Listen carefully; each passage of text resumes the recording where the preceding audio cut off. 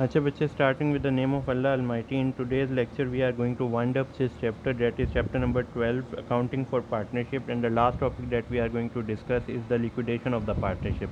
Liquidation of the partnership का मतलब क्या है कि we are going to wind up this business, हमने ये business अब ख़त्म करना है, partnership ख़त्म करनी है। इसका ये मतलब नहीं है कि हमारे पास से कोई पार्टनर जा रहा है या आ रहा है, या हमारे एग्जिस्टिंग पार्टनर आपस में एक ताल्लुक़ ख़त्म कर रहे हैं कि एक नए पार्टनर के आने पे नहीं।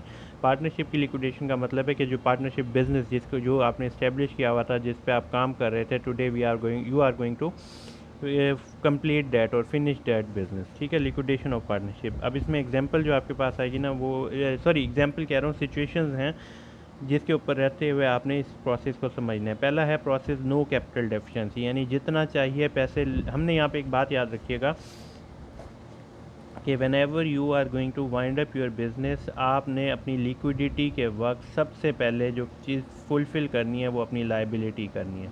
अब लाइबिलिटी किस सेंस में कहना चाह रहा हूँ मैं?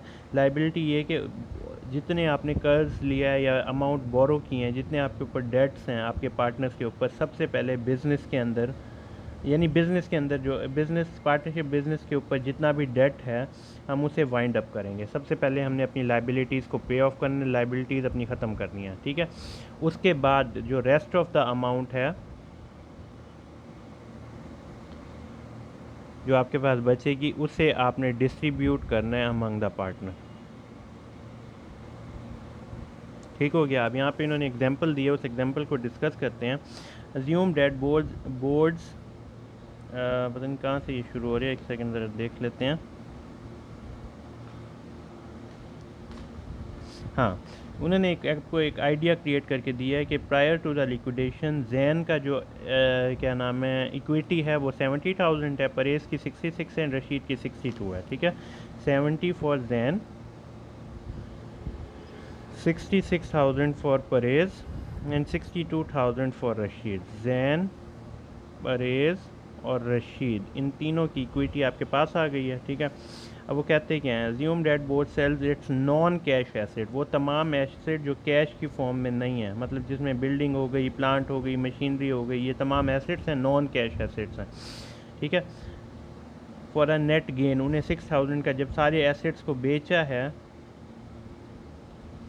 तो उन्हें 6,000 का गेन हुआ है। मतलब अगर चीज़ 1,000 रुपये की है तो उन्होंने 7,000 में सेल किया, तो 6,000 का उन्हें गेन हुआ है लिक्विडेशन के वक्त अपने एसेट्स को सेल करने पे। ठीक हो गया। इन द लिक्विडेशन गेन और losses usually result from the sale of non cash asset which are called losses and gain from liquidation.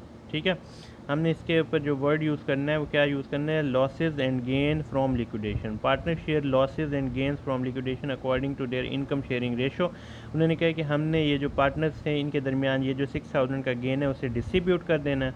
Partner share, अच्छा उसके बाद देखें, yielding the partnership revise equity, जिसके बाद आपकी इक्विटी क्या हो गई, यानी इन्होंने कहा कि हमने जो प्रॉफिट लॉस शेयरिंग रेशो के हिसाब से, अब हम यहाँ पे एग्जांपल लेते हैं कि फॉर एग्जांपल इक्वल डिस्ट्रीब्यूशन है प्रॉफिट की, तो 6,000 का equal distribution 2,000 for Jain, 2,000 for Perez and 2,000 for Rashid. तो जैन का पहले कैपिटल कितना था? 70,000 प्लस 2,000 66,000 प्लस 2,000 62,000 प्लस 2,000। अब इसका टोटल कितना बन गया? 72,000 68,000 एंड 64,000। ये हमारा बन गया अब रिवाइज पार्टनरशिप। ठीक हो गया। इसके बाद वो क्या कहते हैं? Then after partnership assets are sold any gain and losses is allocated the liabilities must be paid. अब आपने क्या करना है? अपनी लाइबिलिटी पे करनी है। ठीक हो गया। After the creditors are paid the any remaining cash is divided among the partner according to their capital account balance.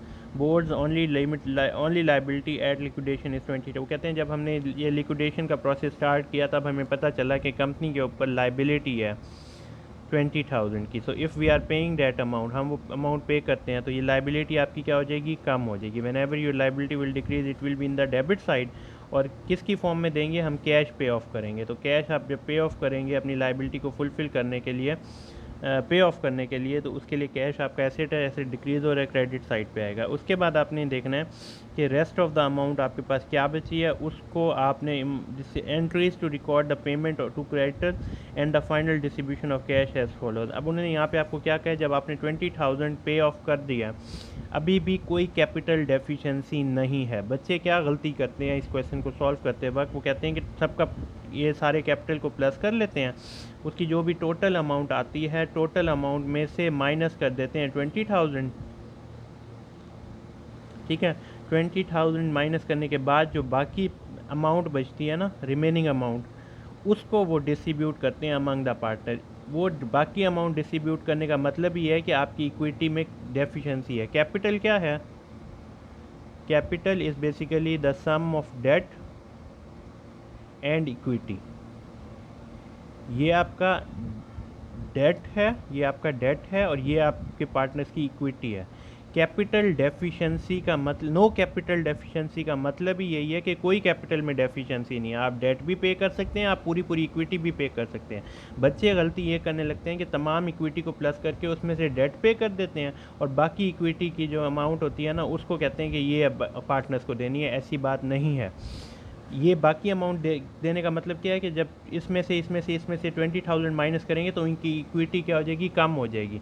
यानी इक्विटी कम करनी पड़ेगी, क्योंकि आपके पास कैपिटल आपके पास पूरा नहीं है। नो कैपिटल डेफिशिएंसी का मतलब है कि ये भी पूरा है, ये पूरा है, जिसकी वजह से आप डेट भी पूरा पे कर सकते हैं और इक्विटी भी पूरी पे कर सकते हैं। तो इसीलिए यहाँ पे टेंशन लेने की ज़रूरत नहीं है। नो कैपिटल डेफिशिएंसी का मतलब है you can pay 20,000 of your date,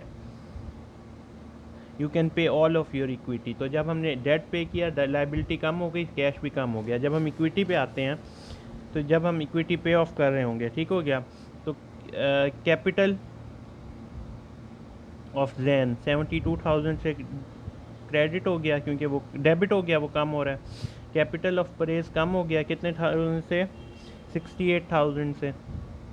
और रशीद भी कम हो गया 64,000 से।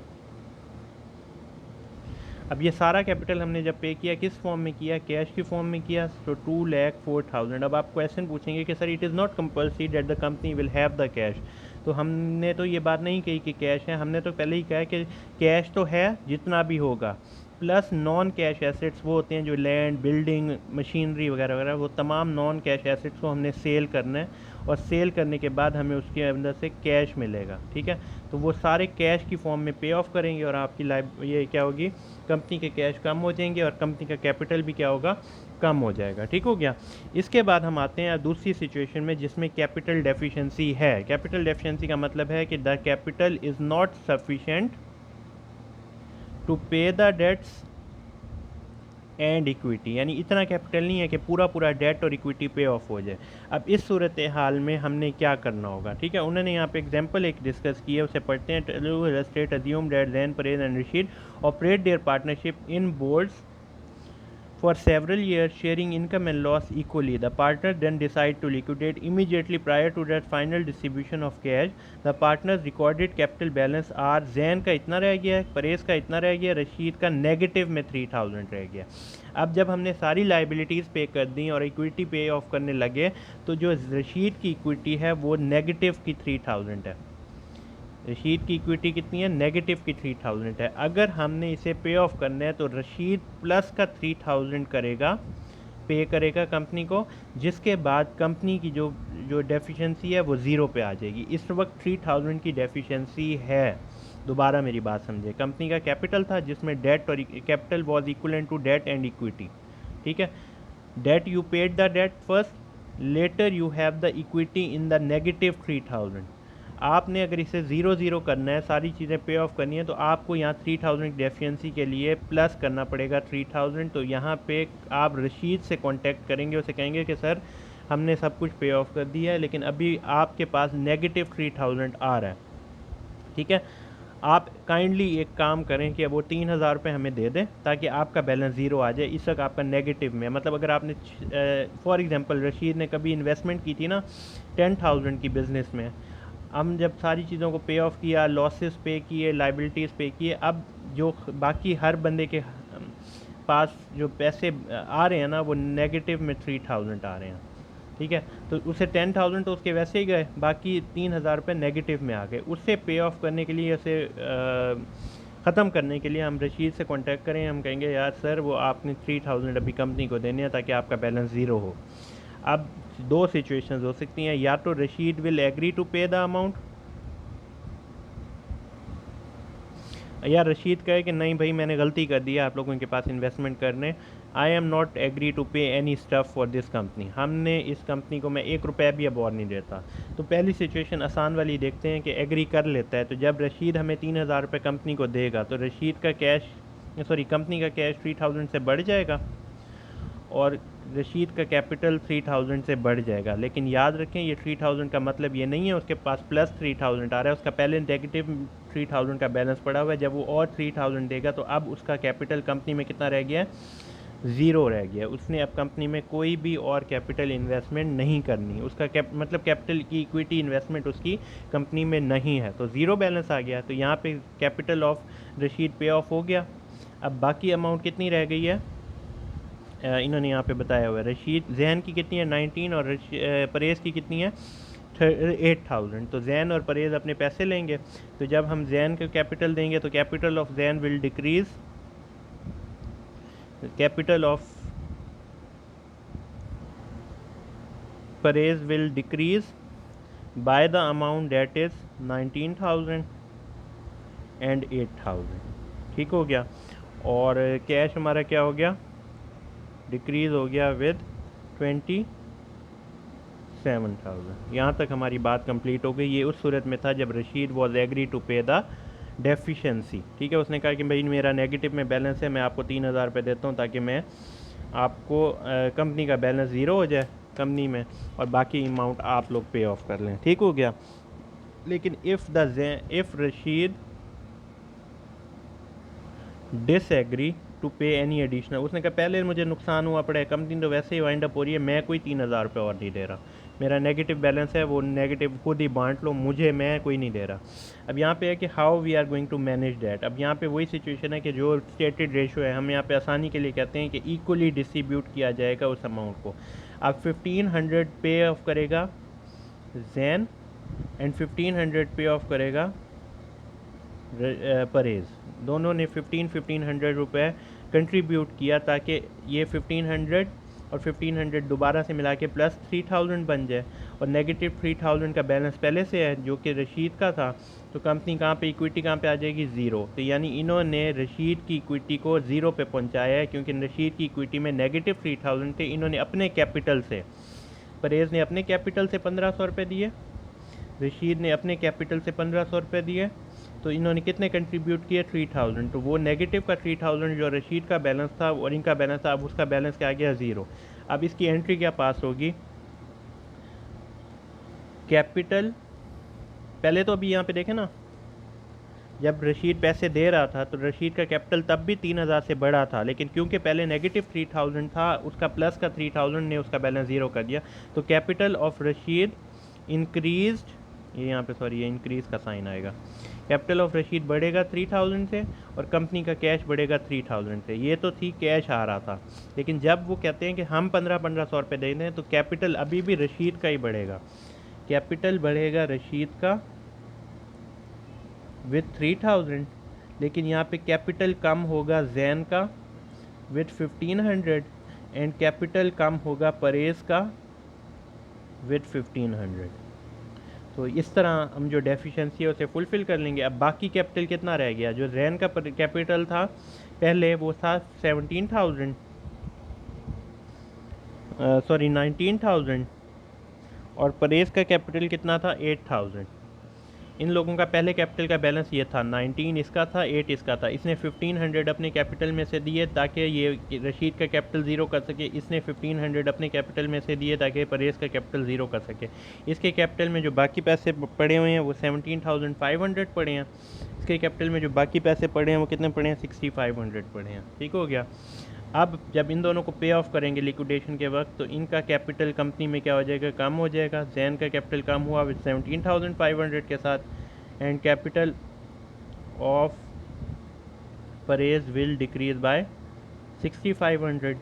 तो ये तकरीबन कैश कम हुआ कंपनी में 24,000 से। So that is the end of this chapter. The last topic is basically a ratio. Ratio में हमने दो चीज़ों का कंपैरिजन करना है कि what you earned from the company। मतलब अगर मैंने इसमें एक छोटी सी बात आपको समझा दूं कि let's suppose I have invested 10,000 in the business. My equity in the business is 10,000 and income is 1,000. Income 1,000 है। अब मैं यहाँ पे रिटर्न मालूम करना चाह रहा हूँ ऑन इक्विटी कि मुझे कितना रिटर्न मिला है ऑन इक्विटी में। तो यहाँ पे नज़र आ रहा है कि ये 1,000 इसका, यानी आपने 10,000 दिया, आपको 1,000 रुपये वापस मिल रहा है इनकम की फॉर्म में। तो आपने कितने % रिटर्न क्रिएट किया? 10%। इस 10,000 आपको 10% आपके इन्वेस्टमेंट का मिला है। ये कैसे है? You compared your income that is 1,000 with 10,000 of equity. So comparison of your income with your equity is basically the return on equity. तो आप इसे क्या कह सकते हैं कि income is compared with your equity. Income is compared with your equity. Income is 1,000 that was compared with 10,000. Multiply 100% कर लें तो आपके पास 10% जो आपका आंसर आएगा, that is the return you have created on your equity. And that is the end of this chapter. Inshallah we will discuss the numerical of this chapter in the next video. Till then, Allah Hafiz.